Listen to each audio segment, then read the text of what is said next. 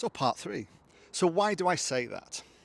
Well, after being exposed or brought into the sphere of these gurus and these industry that actually preys on the most vulnerable people in society, which I happened to be one at the time, as someone who was lost in the military, they prey on these people as promising to sell them salvation and a way out. Now, it got to the point where things weren't happening, right? And I was going to these seminars, I was spending money, I was traveling around the country, and so I began to ask some difficult questions.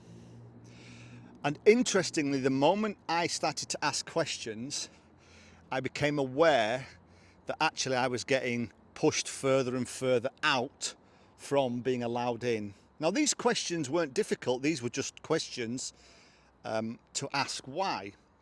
And then strange events started to happen. One event was at the time, my mother had been diagnosed with cancer and I was caring for her, and it transpired from diagnosis to death was 6 months.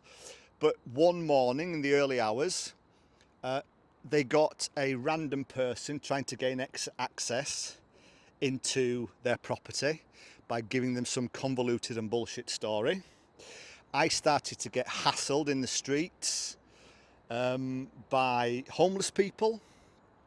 I used to get random people come up and have really loud conversations with another person, and these conversations were deliberately set with things that had happened in my life.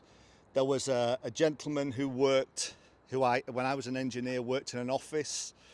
He became a volunteer for the Alpha Predator US guru, and he started to do really, really weird things, follow me around town, sit in cafes, talk with random strangers and talk really bullshit, trying to get a reaction. And all of this was trying to get a kind of reaction.